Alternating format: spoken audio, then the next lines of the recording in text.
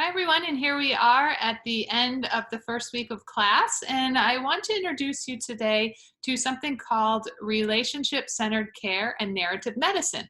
Narrative medicine is a topic that we will be covering over the next few weeks through various activities, and today will be just kind of a broad introduction to it, and then over the next few weeks we'll dive into more details of narrative medicine, as well as doing some different activities, so we would see how narrative medicine actually translates to practical and real world applications. So I want to give you a brief history of some different approaches to healthcare and medicine as far as how the physician and allied health practitioners interact with other practitioners as well as with patients. There certainly has been a long history of medical interactions and some pretty significant changes that have happened over the last few decades to even around the last 50 or 60 years. So looking way back, the most traditional form of interacting with patients when you are a healthcare provider or a physician was called a paternalism type of healthcare. Paternalism, so think of the root word, so we're pulling in those medical terminology things here. Think parent. So a parent is an authority figure over a child, and they are making decisions based on what they feel is best for that child, whether they can make those decisions on their own or not. But they're considering all of the best interest of the child and what they feel or discern would be the best decision to make. And in this very traditional type of relationship, then they are making those calls. So with paternalism in healthcare, again, this is one of the oldest forms of interacting with patients and one of the oldest forms of healthcare is the physician or the allied health provider makes the decisions for the patient. They decide what would be best for the patient. They do not give that patient options, and instead just says whether or not the patient can make the decision on their own, the physician is going to choose whatever they think is in the best interest and proceed with that.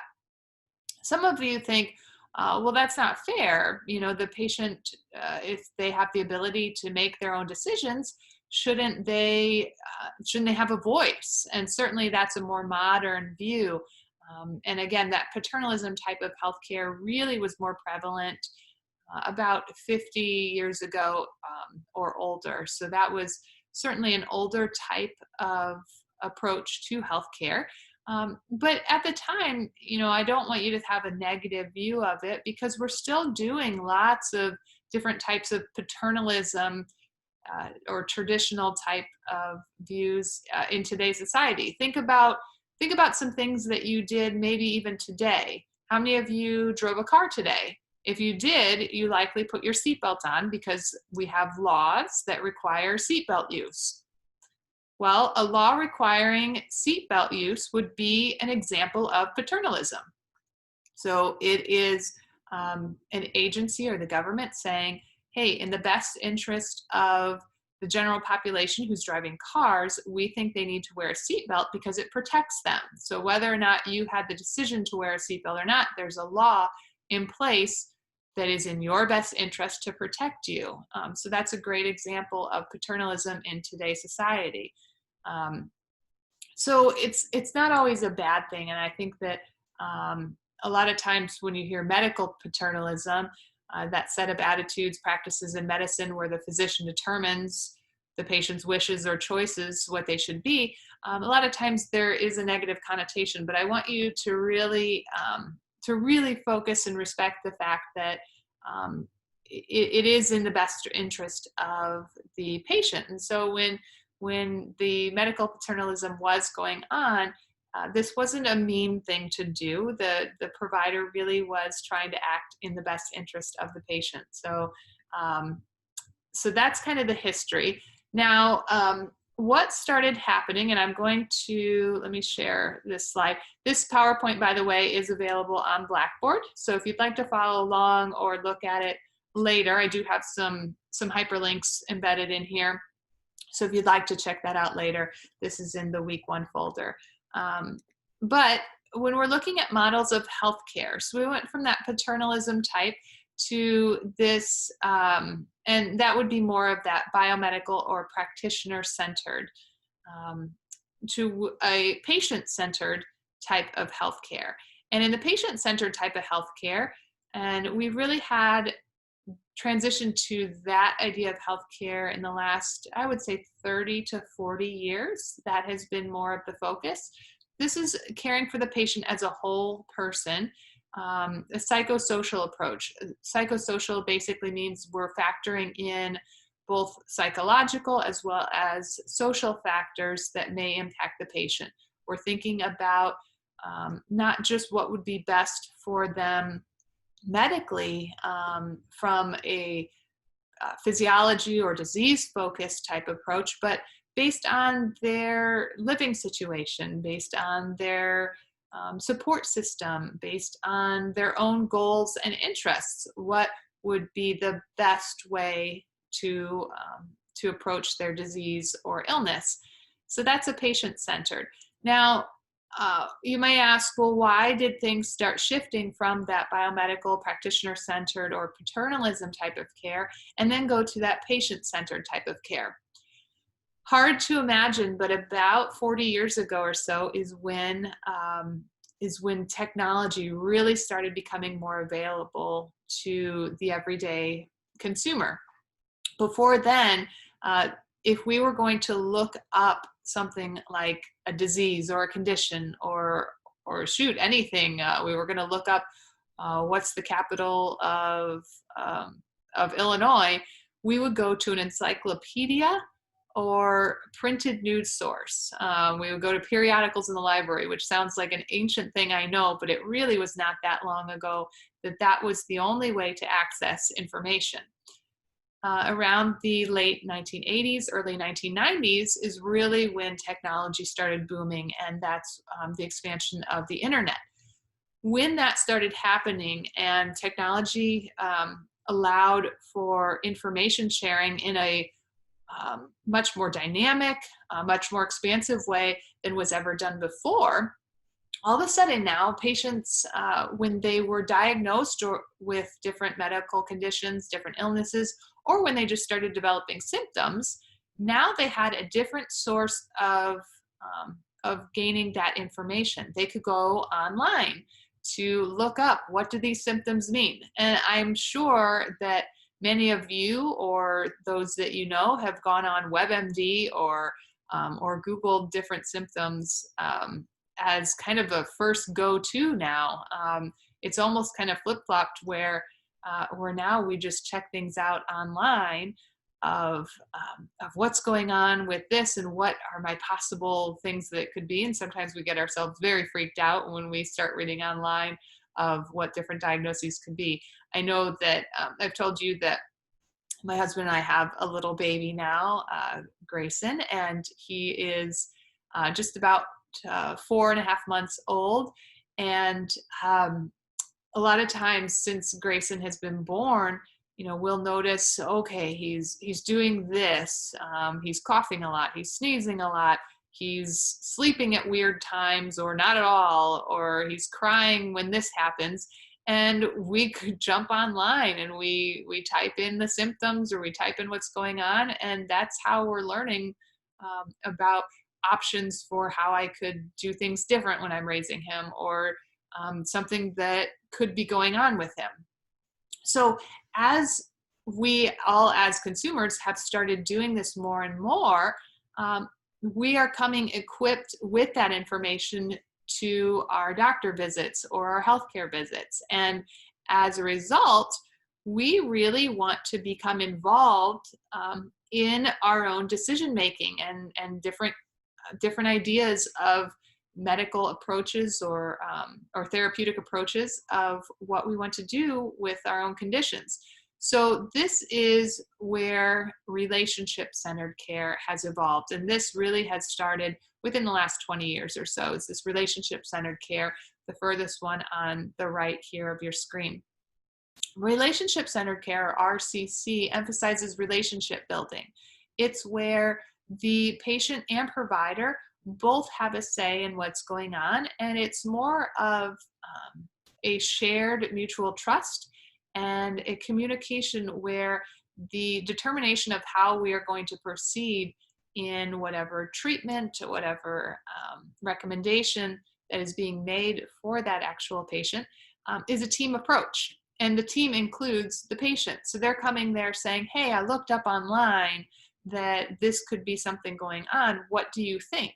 And that provider is actually having a discussion with the patient about if that's a valid type of a treatment, if it's an approach that they would consider worthwhile. Remember that that medical provider still does have an extensive amount of training related to that patient. So yes, that patient found some great article on WebMD or online, but that medical provider has spent decades of training in order to be in that position. So they far are the superior expert. So they're going to use that expertise to dive through the information that the patient's providing. However, in this relationship-centered care, we do consider that that patient has an interest in exploring those things, so we will address those. In relationship-centered care, like I said, it emphasizes making connections or building relationships with the patient, but also with other individuals. So with relationship-centered care, the practitioner is going to build relationships not just with that patient, but also with their colleagues and different peers, with the community that they're working with. This could be within the walls of a hospital or outside. So what are other businesses that are around? How could they be more involved in the community? And also build relationships with their self. This is developing an understanding of what motivates them, what they're passionate about, and making that link of how can they take their own interests and their own motivations and associate that with what they're doing in their own medical practices. So there are different types of relationships in relationship-centered care. Like I said, the most common one, the one that we think of first, is the practitioner. When I say the word practitioner, that could mean a physician or a doctor, but it could also mean an allied healthcare practitioner, such as a physical therapist, an occupational therapist, an athletic trainer. So the practitioner is the medical person, we'll call them, and the patient. So the most common type of relationship that we automatically think about is that connection between that caregiver, that practitioner, and the patient.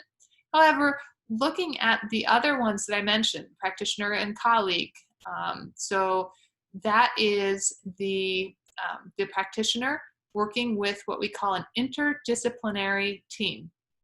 Interdisciplinary is the second big focus that we will have in this class. And what that means, again, thinking about medical terminology, interdisciplinary, we think many disciplines all working together. So interdisciplinary team we see in the healthcare world in a variety of different ways, and it's really an expansive type of a design where we have a lot of different healthcare professionals all working under the same roof, or maybe they're in different buildings, but working with the same patient to provide care, but they're all utilizing their own unique set of knowledge and skills to provide the best care. Example of an interdisciplinary team. Let's say a patient goes to the emergency department and they have a fracture or a break of their ankle. Well, the emergency room physician would first see them, and maybe they'll order some x-rays. So we've got the emergency room doctor working with the radiologist who would read the x-rays, and they may say, yeah, this is a pretty bad break. We need to call the orthopedic surgeon in who actually has to do surgery. So the orthopedic surgeon then works with the emergency room doctor and the radiologist to look at what they've done, and then we'll take the patient to the operating room. In the operating room, that physician is going to rely on some assistance from circulating nurses, maybe a pharmacist afterwards who's going to help fulfill medications that that physician has prescribed. So you see how it continues to build. After that, the patient may need therapy. So a physical therapist or an athletic trainer may actually start working with that patient in order to regain range of motion of the ankle or strengthen the ankle under the physician's orders. So you can see how that one patient has got multiple healthcare providers working with them. And this is called interdisciplinary teamwork. And the ability for all those different healthcare providers to communicate effectively, to work with each other for those shared goals of the patient, that's how we measure how effective that interdisciplinary teamwork and supportive environment is. So those relationships that that practitioner has with those different healthcare providers is a type of relationship in relationship-centered care. The last two here, practitioner community and practitioner and self, I talked a little bit in the previous slide about, but you can read those bullet points there of how those type of relationships also are meaningful when we consider this type of healthcare. Relationship-centered care is founded on 4 basic principles that are listed here. And you can see these principles, if you start reading through, you'll see some themes in these. Obviously, they all have the word relationship in them. So we're focused on getting to know someone, on developing genuine interactions with those people that we mentioned before.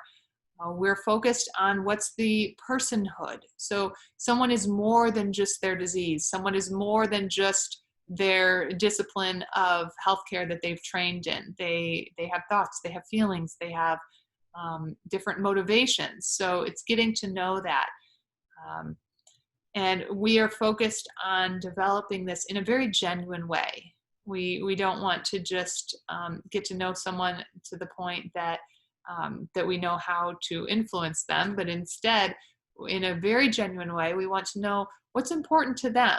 And based on that, how can I utilize my own strengths and what I know to address not only what I think is best, but also highlight that I understand what's important to that other person and that I'm willing to work within those parameters. So it really is, for those of you that have had significant relationships, either with significant others, with parents, with grandparents, with different individuals in your life, you know it's a give and take. And this relationship-centered care is a give and take in the context of a healthcare environment. So we do know, and I hope that you guys have had significant and meaningful relationships in your life where you've realized this give and take ultimately is a beneficial thing to you, and that you're able to develop deep connections with other individuals, that it's worthwhile to have that take where you maybe don't get everything that you want, but you find that having that connection with another individual is more meaningful than just being on your own and having everything you want. So it's kind of that underlying basis there. And that's what we're finding in healthcare of, can we have those deep, meaningful relationships with our colleagues, with our community, with our patients? And if so, is that going to provide more meaning in our own lives and more meaning for our careers? These are some guiding principles. Again, we had those 4 principles before. Now, these kind of guide how we're approaching those relationships with our patients.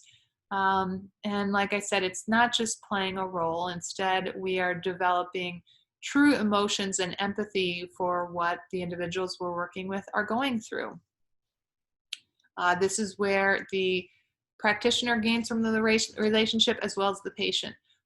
In order for both sides to gain something, we as healthcare providers have to actually share things with our patients. So it's opening up and becoming vulnerable in a way that's different than thinking back 50 years ago to that paternalism type of healthcare where we're just making recommendations about here's what we think is best and here's how we're going to move forward. There are some other terms if you're online or if you're ever searching relationship-centered healthcare. These three other terms are also describing the same type of thing. There are some minor differences, but ultimately medical humanism, humanistic medicine, and compassionate care all are similar enough in their principles that these would be other names that would mean the same thing, basically. These are some different sources that I found that have really kind of pushed us to reform the older way of thinking as far as how we're approaching healthcare, to then push us in the way of this relationship-centered care approach. One of the most significant ones that I've put here is we live in a dangerously error-prone society within healthcare. Right now alone, medical errors and mistakes are the third leading cause of death in the United States. Third leading cause of death. This equals, and these are accidents. These are error in inputting the correct medication or the correct dosage, an error in missing something that a patient maybe told the emergency room doctor, and then that didn't get communicated to the next doctor, so they missed a diagnosis. And because of this creates a really costly and unsatisfactory healthcare environment. This was one of the main statistics that promoted the idea of relationship-centered care, and that we need to approach this as a team. We can't just rely on one provider, because thinking back to that example that I gave just a minute ago, healthcare is complex and there are multiple people that work on a patient. So thinking about coming into the emergency department with a broken ankle, you're going to interact with a lot of different healthcare providers. It is in the best interest of that patient for those healthcare providers to have excellent communication with each other and to work together.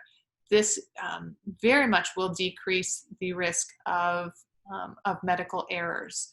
So this very much promoted the idea of relationship-centered care, is that we're going to share information, we're going to genuinely approach our interactions where we want to develop those relationships and spend time with those individuals so that we're able to communicate in a more effective way. And ultimately that should decrease those errors. What we found is this idea of reforming medicine really needs to start at the pre-professional educational level. So what that means is we really need to develop these relationships before everyone gets solidified within their actual practice settings. So before we're now graduated PA school or medical school or wherever we're going to speech language pathology school, and now we're working within that practice setting and learning to work with other individuals who are in different disciplines. It really needs to start before that. It needs to start now as we're at North Central College in an introduction to health science class, and we haven't really branched out into those specific paths, and instead we're in a class where multiple people are going into a lot of different healthcare disciplines. If we can start this idea of starting early, so not breaking apart in this class of here's all the pre-OTs and here's all the pre-medical people, but if we can just say, hey, yes, we're all probably going to go in different directions as we progress through this degree and then on to graduate and medical school.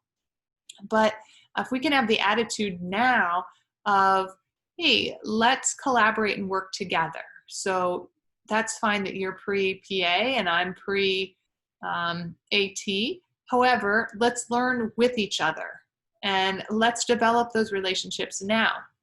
What this article that I cited at the bottom here found is that by the time students enter specific healthcare disciplines, so if we didn't learn with each other, if we didn't develop all these relationships and we went through a traditional educational environment, that by the time that you would become that, and then fill in the blank, whichever the healthcare practitioner is that you want to become, you've already developed negative stereotypes of other healthcare professions. So you've already developed your own ideas. And remember, a stereotype is a very natural thing to develop. We develop stereotypes because generally different situations, different groups follow different patterns. And so that becomes a stereotype. So a lot of times we have negative stereotypes with other professions. Oh, they always do this, or they act this way, they have this attitude. And these can pose barriers to collaborating for quality care with those individuals when we actually get into the practice setting with them. However, if we start working together in classes like this, or in undergraduate degrees like this, and we say, hey, I knew somebody who became a PA or became a doctor, and I had a good relationship with them. We were able to collaborate together. Maybe we didn't share all the same views, but we're able to work together in a very collaborative environment. Those can decrease those negative stereotypes and put a human aspect onto that kind of group view of those different professions. So much more favorable if we can develop those relationships, the relationship-centered care approach at the level right now. In order to do that, we have to focus on effective relationships within our classes and helping you guys become what we call reflective learners. So we're not just learning what's in the book right now. We're learning how do we develop effective relationships with individuals that we are put into environments with them where we may not have interacted before, such as a college class. You may not have run across the people that are in your class before in just the regular world, but now that we're all seeking a health science degree, that you've now been placed with this group and that you'll remain with this group moving forward. So how do we take these people from different backgrounds, different views, different cultures, and how do we develop good relationships with all of them in a relatively short amount of time, the time that we're in this program? This is something that the activities that we'll do within this class will help you to see. And so we'll start developing those relationships here in this class over some shared activities over the next few weeks. I think we have 4 different ones in the class that I'll kind of show you how do we help, and it's up to the instructor at this point to foster those relationships. So you learn the skills it takes to develop the relationships when you get into your respective healthcare professions in the future. We found that thinking back to that paternalism type of healthcare to now relationship-centered care, we found that many things have improved when we take this approach.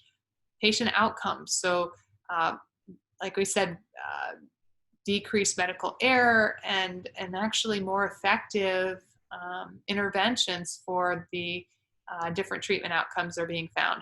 More rewarding for that practitioner, increased efficiency for facilities, and this makes for a really transformative type of medical care. So it's ultimately really good. The second part that we're moving into now is called narrative medicine. Narrative medicine is a way that we can implement relationship-centered care. Narrative medicine, so think narratives, and this is a writing tool. Narrative is like a story. So it's storytelling in medicine, and the ability of the stories and plights of others to be shared is a way that we communicate, collaborate, and share information. And this is what ultimately develops into a relationship. So narrative medicine is a path or a strategy, we could call it, to implementing relationship-centered care. Narrative medicine has been around for about 20 years. It was originally developed by a physician, an internal medicine physician out of New York called Dr. Rita Charan. And she's still active today. She still practices today, but she was the founder of narrative medicine. We're going to focus or learn about Dr. Charan a lot next week. We'll watch a TED video that she talks about what is narrative medicine and how does she implement it in her practice. So this is really something of using stories, using that communication strategy to develop relationships. This is what we'll focus heavily on in this class. So why narrative medicine? Like I said, it's a way to reinforce those practitioner-client or practitioner-practitioner relationships within the RCC models. And this is a narrative medicine, or the art of storytelling, gives patients, caregivers, colleagues, or peers that you're working with, gives them a voice in their experience. It lets them be heard and valued. So let me tell the story of how I got into healthcare. Let me tell the story of what happened to my leg when I hurt it. Or let me tell the story of how I'm feeling after I got this diagnosis. It acknowledges the power of storytelling in a way that helps us connect with others because we were able to tell our story, and because somebody heard our story. That's a really, it's a shared experience that requires emotions and empathy. And through that shared experience, now we're forming a connection with another individual. So you can see how that really reinforces the principles of RCC. This is just a slide I wanted to include that talks about what is a narrative. So a narrative is spoken or written account of connected events. It's us telling a story. And there's some highlighted questions at on the slide here of, okay, what does that mean, telling a story? What goes into a story? And we will learn the skills of how do we effectively tell stories, and how do we effectively listen to somebody telling us a story as it relates to healthcare. I included these links. So this is something that if you'd like to go on one of these links, like I said, I included the PowerPoint in the week's folder. So you're welcome to go in there and you'll get these links. But this gives you some different programs that are using, and those abbreviations at the top, relationship-centered care, or NM is the abbreviation for narrative medicine, in professional programs. So you can see, what does it look like in actual practice? So if you'd like to spend some time clicking on those, you're welcome to at this point. Like I said, next week we will watch a TED Ed video from Dr. Rita Charan, the founder of narrative medicine, where she introduces this practice and what it actually looks like in professional practice, in her healthcare practice. And you'll have an activity, a writing activity, where you reflect and follow up on what you learned from that. After that, we'll have 3 other activities in this class that focus on narrative medicine, but in a way that we're actually sharing stories with each other, or looking at how stories were shared in the real world. And so we'll be pulling some actual real world application things into this class and examining those from a relationship-centered care lens, where we say, okay, what type of story was shared, and what did that do or not do to help or hurt the relationship that may or may not have developed as a result. So hopefully you'll find this a really interesting and transformative type of topic that should be a skill that we are starting to learn now, and that starts developing over the next couple of years as you're in your undergraduate career. And this would be hopefully something that you take on to your graduate studies, and then ultimately into clinical practice as you get into those areas that you are focused on. So again, this was a large but somewhat brief discussion and introduction to relationship-centered care, narrative medicine, gave you a little bit of history of how we approached interacting with patients and other healthcare providers over the past decades. And now that you have a little bit of more historical perspective, like I said, we'll dive into exactly what relationship-centered care and narrative medicine looks like in today's society, knowing that it may change as we continue to move forward in the future. So as you become a new healthcare provider and then go on in your careers, you may see another change, but we'll learn where we're at today and what types of things that we need to focus on in order to most effectively utilize that knowledge and skill that we're learning as a healthcare provider. All right, that's it for today. Like I said, if you want to check out some of those links of how relationship-centered care, narrative medicine works in actual practice, you're welcome to click on those. If not, I'll see you next time for class. Take care and reach out if you need anything.